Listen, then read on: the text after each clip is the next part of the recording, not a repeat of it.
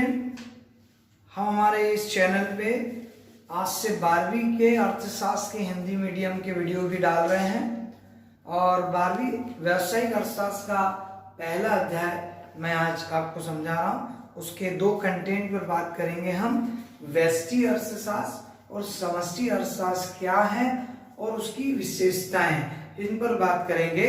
अध्याय का नाम होगा व्यष्टि एवं समष्टि अर्थशास्त्र और इस विषय पर आज हम बात करने जा रहे हैं। व्यष्टि अर्थशास्त्र, सबसे पहले व्यष्टि अर्थशास्त्र की परिभाषा देखें।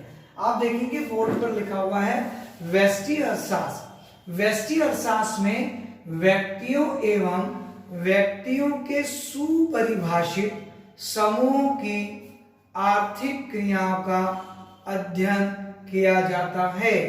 व्यष्टि अर्थशास्त्र में व्यक्तियों और व्यक्तियों के सुपरिभाषित समूह, व्यक्तियों एवं व्यक्तियों के सुपरिभाषित समूह की आर्थिक क्रियाओं का अध्ययन किया जाता है।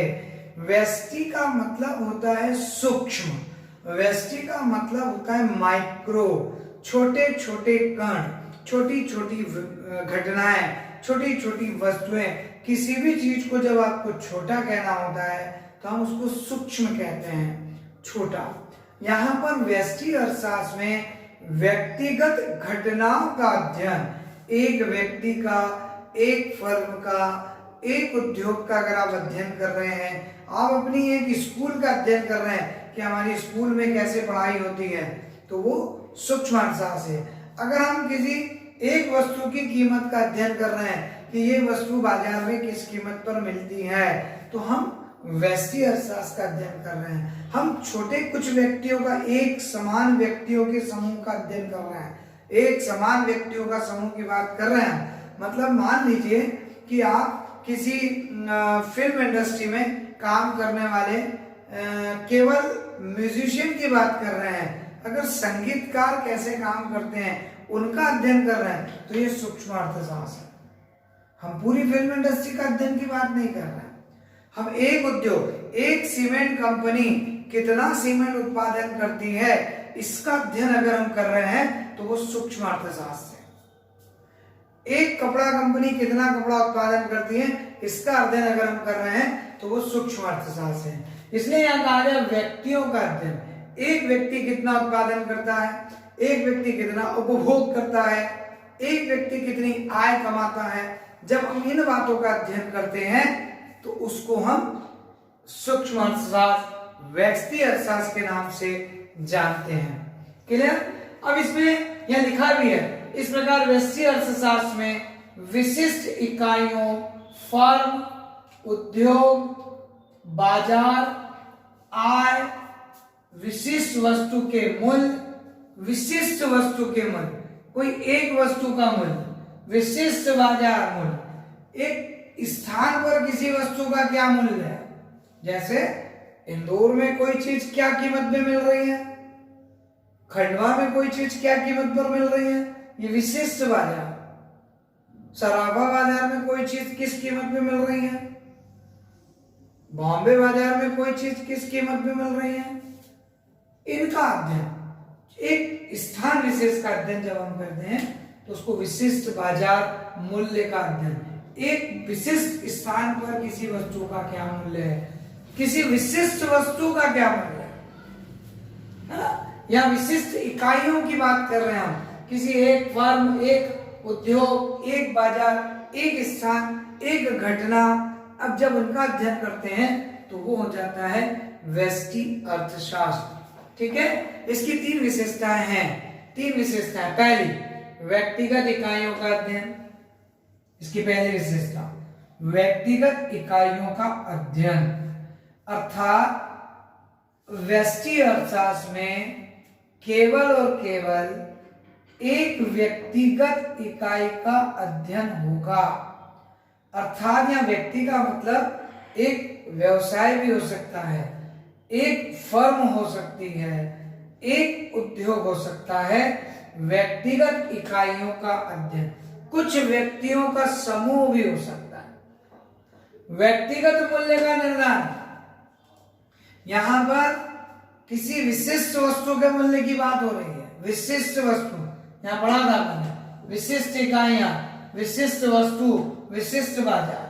तो व्यक्तिगत मूल्य का निर्धारण, यहां हम छोटी छोटी इकाइयों का अध्ययन जब करेंगे तो उनमें कोई विशेष वस्तु का कितना उत्पादन करना है, कि उसकी उत्पादन लागत क्या है, किसी विशिष्ट वस्तु का कितना उपभोग हो रहा है, एक व्यक्ति कितना उपभोग करता है, कितना उत्पादन करता है, ये व्यक्तिगत मूल्य में है। तीसरी विशेषता है छोटे छोटे चरों का अध्ययन। छोटे छोटे चरों का मतलब यहाँ छोटी घटनाएं, एक घटना का अध्ययन करना है, किसी एक वस्तु के बारे में अध्ययन करना है, किसी एक व्यक्ति के बारे में अध्ययन करना है, किसी एक स्थान के बारे में अध्ययन करना है।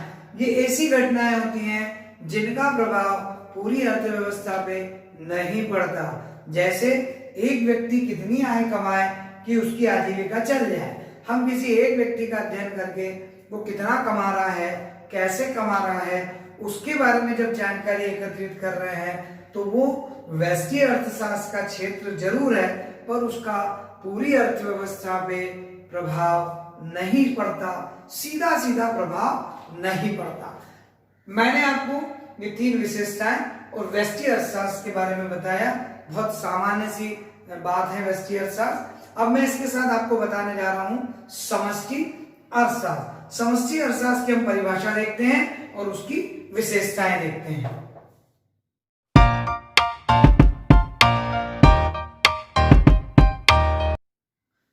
चलिए अब हम पढ़ना शुरू करते हैं समष्टि अर्थशास्त्र के बारे में। अभी हमने पढ़ा व्यष्टि अर्थशास्त्र क्या है। व्यष्टि मतलब सूक्ष्म, समष्टि मतलब वृहद। जब सूक्ष्म की बात हुई तो अपन ने क्या कहा, एक इकाई, एक घटना, एक फर्म, एक व्यक्ति का अध्ययन। अब हम बात कर रहे हैं समष्टि अर्थशास्त्र की। समष्टि का मतलब होता है वृहद। वृहद का मतलब सीधा उल्टा कर लो, व्यक्तियों के वृहद समूह का अध्ययन हम करेंगे, घटनाओं के समूह का अध्ययन हम करेंगे। हम एक फर्म का अध्ययन नहीं करेंगे, फर्मों का अध्ययन करेंगे। एक उद्योग का अध्ययन नहीं करेंगे, उद्योगों का अध्ययन करेंगे।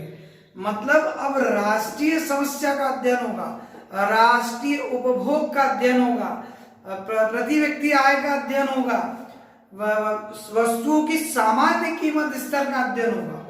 एक वस्तु की कीमत नहीं, बाजार में सामान्य कीमत स्तर क्या है उसका अध्ययन होगा।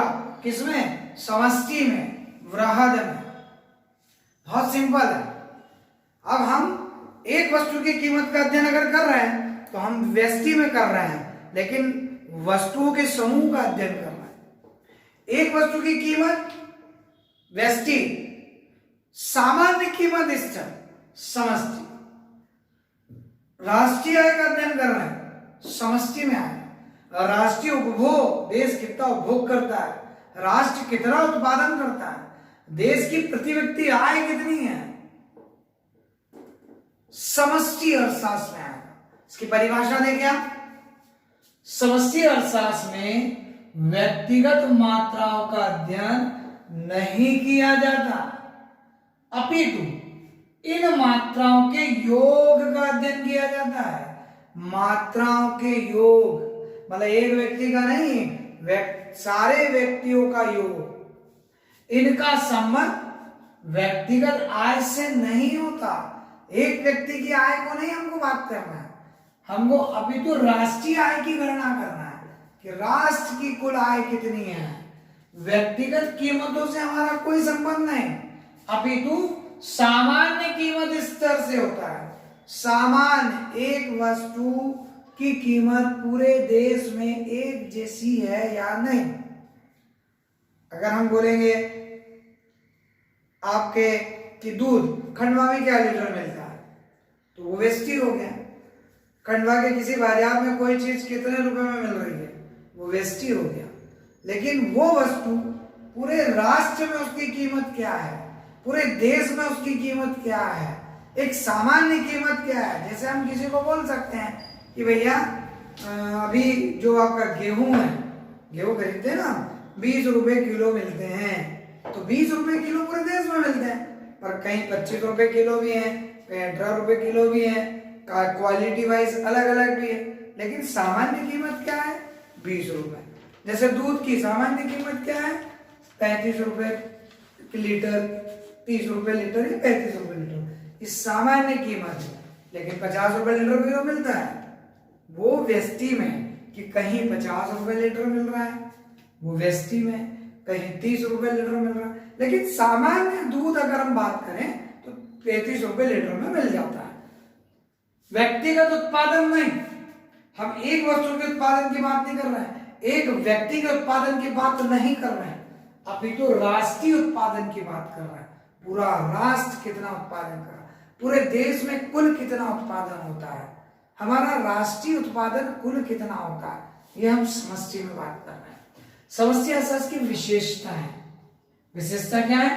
व्यापक दृष्टिकोण। इसका दृष्टिकोण व्यापक माना गया है क्योंकि इसने सबको शामिल कर लिया, इसने सारी घटनाओं के समूह को शामिल कर लिया, इसलिए इसको व्यापक कहा गया। इसमें एक वस्तु की बात नहीं, सारे वस्तुओं के समूह की बात होगी, राष्ट्रीय आय की बात होगी, पूरे देश की बात हो रही है, सभी व्यक्तियों का अध्ययन हो रहा है, सभी घटनाओं का अध्ययन, इसलिए इसको व्यापक कहा गया। वृहद गतिशील अर्थव्यवस्था का इसमें महत्व है। अर्थव्यवस्था गतिशील होती है, अर्थव्यवस्था चलते रहती है, अर्थव्यवस्थाओं में एक घटना दूसरी घटना को प्रभावित करती है। इसलिए समष्टि अर्थशास्त्र में जो पूरी अर्थव्यवस्था में घटना घटती है उसका अध्ययन होता है, और पूरी अर्थव्यवस्था में घटनाएं बदलती रहती हैं क्योंकि अर्थव्यवस्था चलती रहती है, अर्थव्यवस्था स्थिर नहीं होती, अर्थव्यवस्था चलती रहती है। हम रोज कमाते हैं, रोज खर्च करते हैं, फिर कमाते हैं, फिर खर्च करते हैं, उत्पादन होता है, उपभोग होता है, फिर उत्पादन होता है, अर्थव्यवस्था चलती रहती है। समूह हित को प्राथमिकता दी गई है इसमें, व्यक्तिगत हित का अध्ययन नहीं, समूह हित का अध्ययन।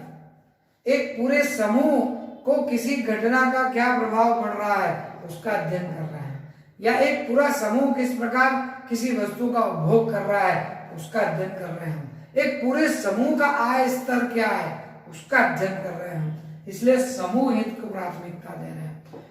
यहां एक व्यक्ति की बात कर ही नहीं रहे। परस्पर निर्भरता, या परस्पर निर्भरता का मतलब है समष्टि अर्थशास्त्र की प्रत्येक घटना दूसरी घटना से संबंधित होती है। सीधा सा उदाहरण देता हूं, राष्ट्रीय उत्पादन बढ़ रहा है मतलब दूसरी घटना, राष्ट्रीय उपभोग बढ़ रहा है, बाजार मांग बढ़ रही है, बाजार पूर्ति बढ़ रही है या घट रही है। मतलब अगर मांग है तो पूर्ति है, उनका संबंध है, उत्पादन है तो उपभोग भी है, उनका संबंध है, आय बढ़ेगी तो उपभोग बढ़ेगा, उनका संबंध है।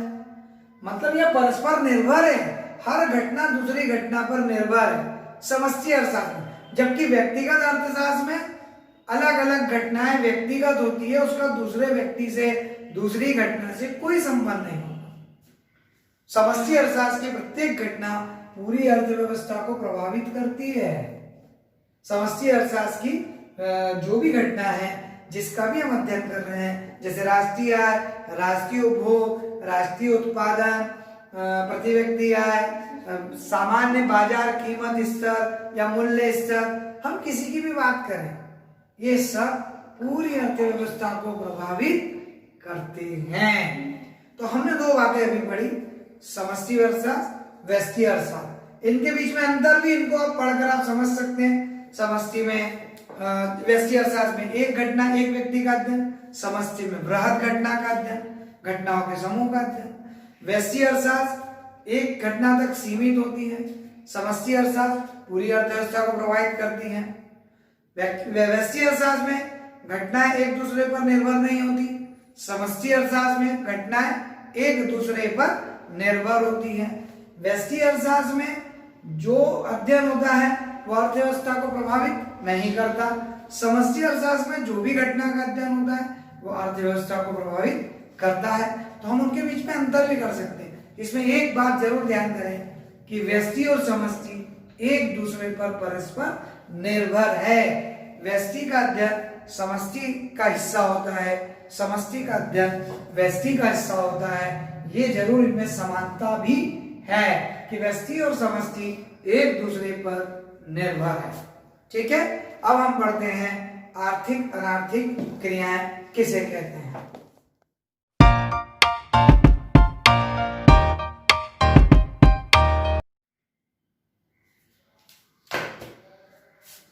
अब हम पढ़ रहे हैं आर्थिक और अनार्थिक क्रियाएं। वैसे तो ये 11th क्लास में आप लोगों ने पढ़ी हुई है, पर फिर भी शॉर्ट में मैं इसको समझा रहा हूं। आर्थिक क्रियाएं वे क्रियाएं होती हैं जो अर्थव्यवस्था को सीधे प्रभावित करती हैं, अर्थात वे सब क्रियाएं जो धन कमाने के उद्देश्य से की जाती है। धन कमाने के उद्देश्य से जो जो क्रियाएं की जाती है, जिनका उद्देश्य आजीविका चलाना होता है, जिनका उद्देश्य आय अर्जित करना होता है, जिनका उद्देश्य हमारी आवश्यकताएं पूरी करना होता है, ऐसी सभी क्रियाएं आर्थिक क्रियाएं कहलाती है। पर वे वैधानिक होना चाहिए। आर्थिक क्रियाएं वैधानिक होना चाहिए, अर्थात इल्लीगल गैर कानूनी क्रियाओं को आर्थिक क्रिया का हिस्सा नहीं माना जाता। मतलब अगर आप गैर कानूनी तरीके से पैसा कमाते हो, आय अर्जित करते हो, तो वो आर्थिक क्रिया नहीं माना जाता। यहाँ आर्थिक क्रिया की छोटी सी परिभाषा, व्यक्ति द्वारा धनोपार्जन के लिए, व्यक्ति द्वारा धनोपार्जन के लिए जो वैधानिक कार्य किया जाता है, धनोपार्जन के लिए जो वैधानिक कार्य किया जाता है उसे आर्थिक क्रियाएं कहते हैं। धन उपार्जन के लिए, पैसा कमाने के लिए, आय अर्जित करने के लिए, मैंने कई शब्द बोल दिए आपको, अपना जीवन चलाने के लिए, हमारे जीवन का लालन पालन करने के लिए, परिवार का लालन पालन करने के लिए जो भी क्रिया करते हैं वे सब आर्थिक क्रियाएं होती है। लेकिन वे होना चाहिए वैधानिक, कानून सम्मत, गैर कानूनी नहीं। जबकि अनार्थिक क्रियाएं मनुष्य की वे सब क्रियाएं जिनका धन कमाने से कोई संबंध नहीं होता और जो किसी भी आर्थिक प्रयोजन हेतु नहीं की जाती, वे सब अनार्थिक क्रियाएं। ऐसी क्रियाएं जिनका धन कमाने से कोई संबंध नहीं होता, मतलब जो अपने मन संतुष्टि के लिए, मानसिक संतुष्टि के लिए की जाती है, समाज सेवा के लिए की जाती है, समाज की सहायता करने के लिए की जाती है, ऐसी सभी गतिविधियां अनार्थिक क्रियाओं में आती है। इनसे किसी प्रकार की आय अर्जित नहीं होती। आर्थिक क्रिया के उदाहरण जैसे डॉक्टर आर्थिक क्रिया कर रहा है, वकील आर्थिक क्रिया करता है, टीचर आर्थिक क्रिया करता है, व्यापारी आर्थिक क्रिया करता है, माल का क्रय विक्रय आर्थिक क्रिया है ना। सभी प्रकार हमारे आसपास हम बहुत सारी आर्थिक क्रियाएं देखते हैं।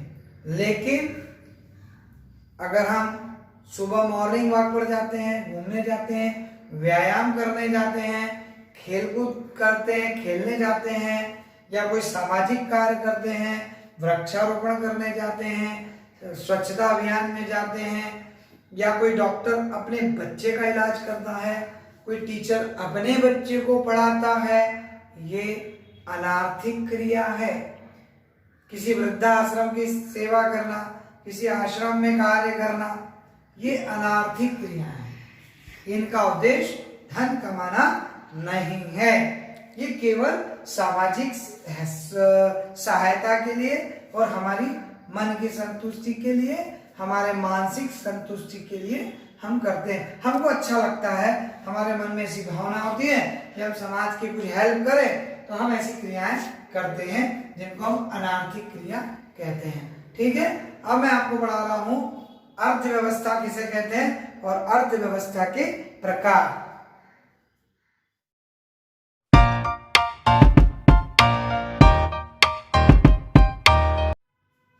हमने अभी तक अपने इस वीडियो में क्या क्या पढ़ लिया है? समष्टि अर्थशास्त्र, व्यष्टि अर्थशास्त्र, दोनों की परिभाषा और विशेषताएं देखी। उसके बाद मैंने आपको आर्थिक अनार्थिक क्रियाओं के बारे में बताया। अब मैं आपको बताने जा रहा हूं अर्थव्यवस्था क्या है और उसके प्रकार क्या है। सबसे पहले अर्थव्यवस्था का मतलब सीधा सा सरल सा ये है कि हमारे आसपास जितनी भी गतिविधियां चल रही है, जो किसी न किसी प्रकार से वस्तु के उत्पादन और वस्तु के उपभोग में लगी हुई हैं, वे सारी गतिविधियां अर्थव्यवस्था का हिस्सा है।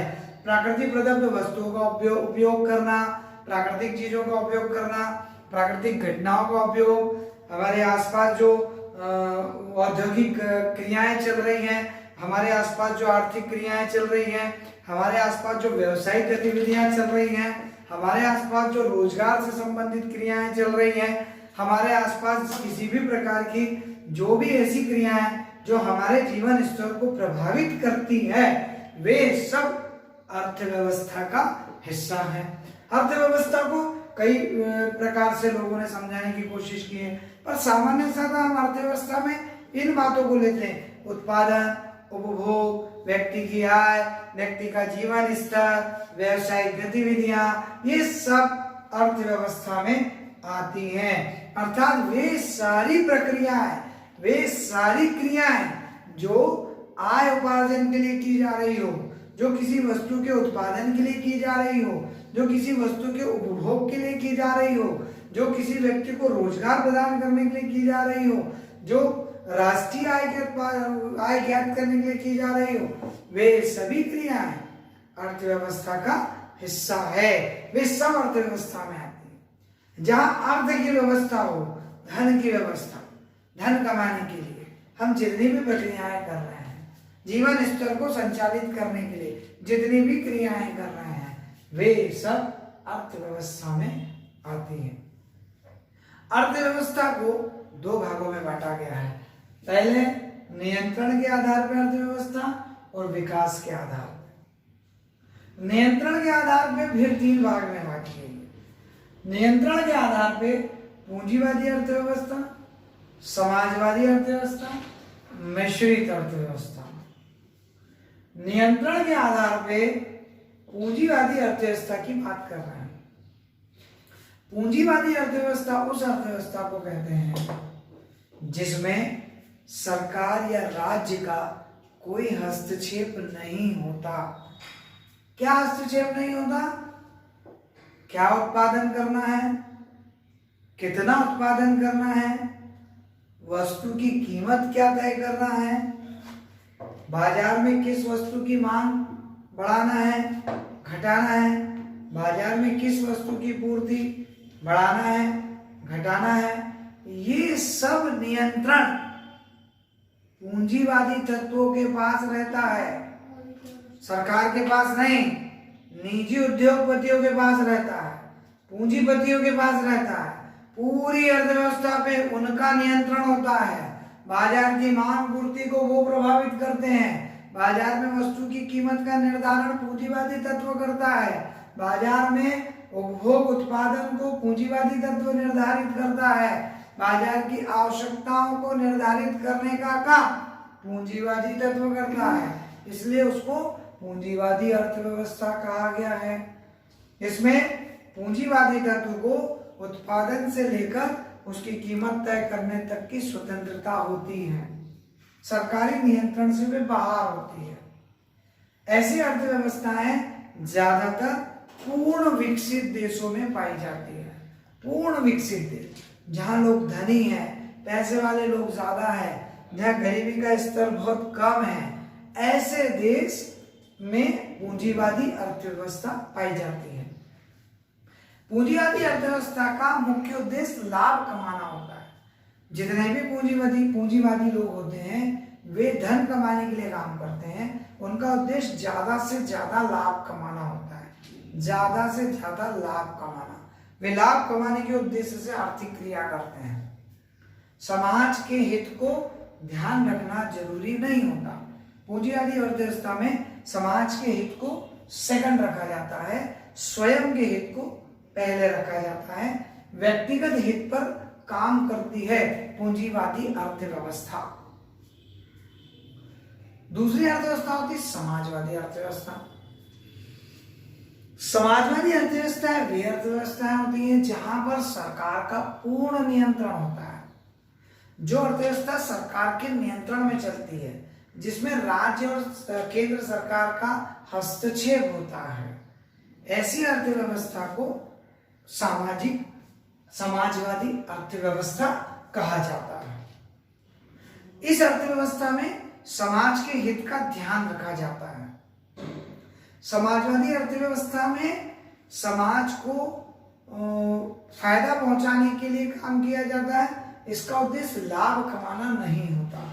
समाजवादी अर्थव्यवस्था का उद्देश्य समाज सेवा, लाभ कमाना नहीं, एक सामान्य आय अर्जित करना इसका उद्देश्य होता है, सामान्य आय अर्जित करना। इसमें पूंजीवादी तत्वों को बाहर रखा जाता है। पूरा नियंत्रण सरकार के हाथ में होता है। क्या उत्पादन करना है, कितना उत्पादन करना है, कैसे उत्पादन करना है और उसकी कीमत क्या होनी चाहिए, ये सारा नियंत्रण, ये सारा निर्धारण सरकार करती है। राज्य सरकार, केंद्र सरकार करती है। पूरी सरकार का नियंत्रण होता है, इसलिए उसको समाजवादी अर्थव्यवस्था कहा गया है। इसमें समाज शब्द से ही समझ लेना चाहिए। समाज के हित में काम करने वाली अर्थव्यवस्था, समाज के भले के लिए काम करने वाली अर्थव्यवस्था। इसमें बाहरी तत्व जो पूंजीवादी तत्व होता है वो सरकार की इच्छा के बगैर कोई भी वस्तु का उत्पादन नहीं कर सकता, उसकी कीमत का निर्धारण नहीं कर सकता। उसे सरकार के हस्तक्षेप से ही वे उत्पादन कर सकता है और उसका कीमत का निर्धारण कर सकता है। तीसरी अर्थव्यवस्था होती है मिश्रित अर्थव्यवस्था। मिश्रित अर्थव्यवस्था पूंजीवादी अर्थव्यवस्था और समाजवादी अर्थव्यवस्था का कॉम्बिनेशन है, दोनों का गठजोड़, दोनों इसमें मिश्रित है, मिली हुई है। कुछ भाग पूंजीवादियों के हाथ में है अर्थव्यवस्था का, तो कुछ भाग समाजवादियों के हाथ में है। मतलब कुछ भाग सरकार के नियंत्रण में, कुछ भाग पूंजीवादियों के नियंत्रण में। तो पूंजीवादी अर्थव्यवस्था और समाजवादी अर्थव्यवस्था मिलकर काम करती है। जो विकासशील देश हैं, विकासशील जितने भी देश हैं, वे सब मिश्रित अर्थव्यवस्था पे काम कर रहे हैं। जितने भी विकासशील देश हैं, जिसमें भारत जैसे भी हैं, हम भी विकासशील है, अभी पूर्ण विकसित नहीं है, हमारे यहाँ भी मिश्रित अर्थव्यवस्था काम कर रही है। यहाँ निजी क्षेत्र भी काम कर रहा है, निजी मतलब प्राइवेट क्षेत्र भी काम कर रहा है, वे भी वस्तु का उत्पादन करता है। तो सरकारी क्षेत्र भी काम कर रहा है, सरकार भी वस्तु का उत्पादन करती है। कीमत का निर्धारण करने में निजी क्षेत्र अगर कीमत का निर्धारण करता है तो सरकार का भी उसमें हस्तक्षेप होता है कि एक सीमा से ज्यादा कीमत का निर्धारण नहीं कर सकते, एक सीमा से ज्यादा लाभ नहीं कमा सकते। समाज के हित का भी ध्यान रखना है, पूंजीवादियों को अपना लाभ भी कमाना है, तो समाज के हित का भी ध्यान रखना है। दोनों बातें हैं इसमें। पूंजीवादी, हमने मिश्रित अर्थव्यवस्था में पूंजीवादी और समाजवादी दोनों के लाभ मिलते हैं। विकास तेजी से होता है क्योंकि जो विकसित राष्ट्र हैं उनको तो पर्याप्त पूंजी उपलब्ध है, लेकिन जो विकासशील राष्ट्र हैं उनके पास पर्याप्त पूंजी न होने के कारण उनको निजी क्षेत्र का भी सहयोग लेना पड़ता है। इसलिए वो पूर्ण नियंत्रण नहीं रख सकते, पर पूर्णतः स्वतंत्रता भी प्रदान नहीं की जाती। पूंजीवादियों का भी उपयोग किया जाता है, समाजवादी अर्थव्यवस्था का भी उपयोग किया जाता है, और समाज के भले, समाज का भी ध्यान रखना है, विकास भी करना है, देश को विकसित भी करना है, सुख सुविधा के साधन भी जुटाना है। तो यहाँ पर लग्जरियस चीजें, जिनको हम विलासिता की चीजें कहते हैं, उनका भी उत्पादन किया जाता है। तो ऐसी वस्तुओं का भी उत्पादन किया जाता है जो सामान्य गरीब वर्ग के काम आए।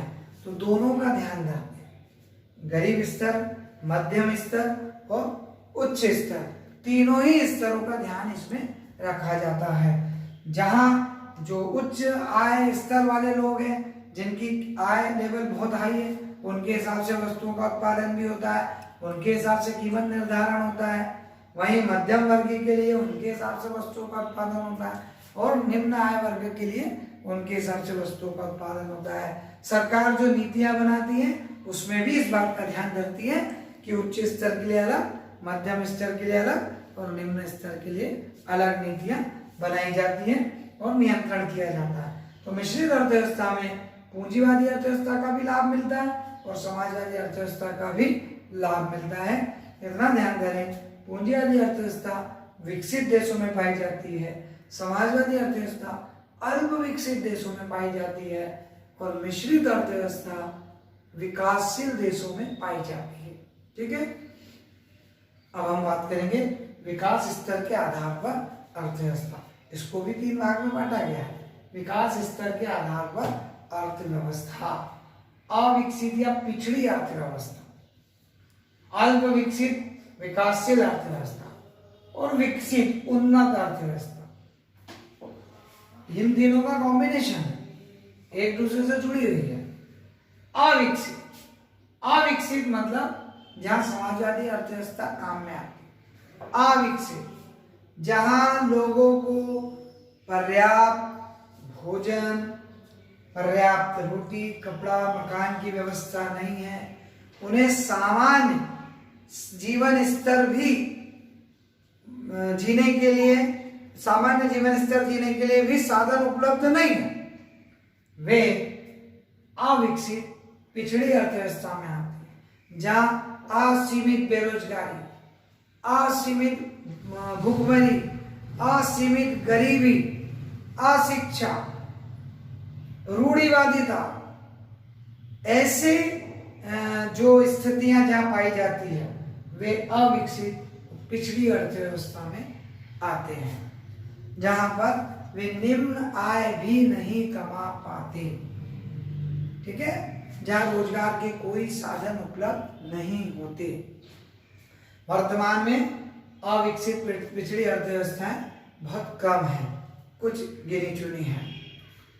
अल्प विकसित विकासशील अर्थव्यवस्थाएं, विकासशील, अल्प विकसित मतलब विकास तो हुआ है पर थोड़ा, अल्प विकसित विकास हो रहा है पर थोड़ा।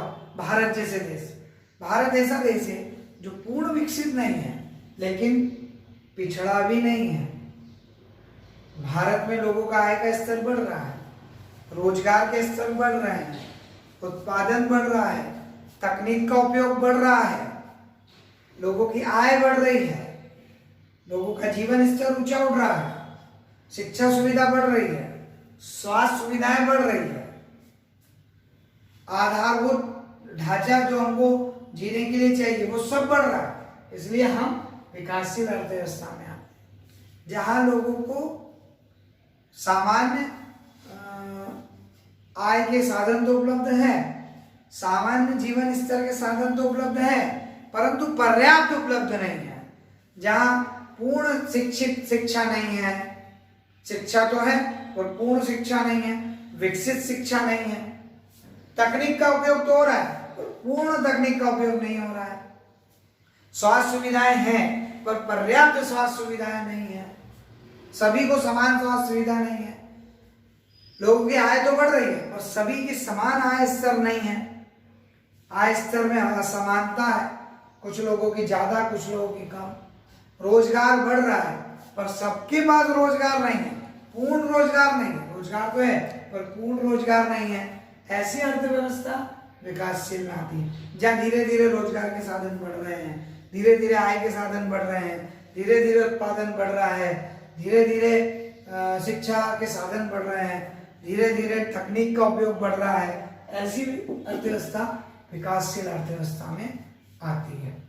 वो विकसित या उन्नत अर्थव्यवस्था, ऐसी अर्थव्यवस्था जैसे अमेरिका, इंग्लैंड, ऑस्ट्रेलिया, ये ऐसे देश हैं जहां विकसित और उन्नत अर्थव्यवस्था मानी जाती है, क्योंकि यहाँ प्रति व्यक्ति आय विश्व में सबसे ज्यादा है।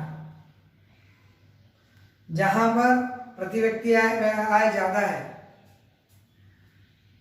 वहां पर पर्याप्त आय के साधन सबके पास है, सबको उच्च शिक्षा के साधन उपलब्ध है, सबको उच्च स्वास्थ्य साधन उपलब्ध है, सभी को आधारभूत जो रहने के लिए वातावरण चाहिए वो उपलब्ध है, रोजगार, पूर्ण रोजगार की स्थिति है, पर्याप्त रोजगार उपलब्ध है, औद्योगिकरण हो गया है, उच्च तकनीकों का उपयोग हो रहा है। वे उत्पादन पर ध्यान नहीं देते बल्कि उत्पादन में और नई तकनीक कैसे उपयोग की जाए इस पर ध्यान देते हैं। इनको बोलते हैं उन्नत विकसित अर्थव्यवस्था। ऐसी अर्थव्यवस्थाएं जो जिनका किसी और से तुलना करना संभव नहीं है, जो अपने आप में संपूर्ण है उन्नत अर्थव्यवस्था कहलाती है। ये इस बात पर ध्यान नहीं देते कि हमें कितनी आय, व्यक्ति की आय बढ़ाना है, ये इस बात पर ध्यान देते हैं कि व्यक्ति को और कैसे सुविधा संपन्न बनाना है और कैसे ज्यादा अच्छे तकनीकों का उपयोग किया जाए। ये आविष्कार पर ध्यान देते हैं, ये प्रगति पर ध्यान देते हैं, ये एक वस्तु उत्पादित होने के बाद उसमें और क्या नया कर सकते हैं उस पर ध्यान देते हैं। पिछड़ी अर्थव्यवस्था रोटी कपड़ा मकान में उलझ जाती है, विकासशील अर्थव्यवस्था है सभी तक वो पहुंचाने में उलझ जाती है। उन्नत अर्थव्यवस्था है उसे और ज्यादा कितना सुख सुविधापूर्ण और विलासितापूर्ण बनाया जाए, उन्नत अर्थव्यवस्था में बात होती है। उन्नत अर्थव्यवस्था में एसी बनते हैं, उन्नत अर्थव्यवस्था में इलेक्ट्रॉनिक सिस्टम डेवलप होता है, तकनीकी सिस्टम डेवलप होता है, इंटरनेट से एजुकेशन दी जाती है, ऑनलाइन एजुकेशन सिस्टम डेवलप होता है। ये उन्नत अर्थव्यवस्था में काम करता है। तकनीकी जो लोग चांद पर जा रहे हैं, विभिन्न ग्रहों पर जा रहे हैं, विभिन्न प्रकार की खोज कर रहे हैं, ये ऐसे देश हैं जो उन्नत अर्थव्यवस्था का हिस्सा होते हैं। ठीक है, तो हमने ये पढ़ा।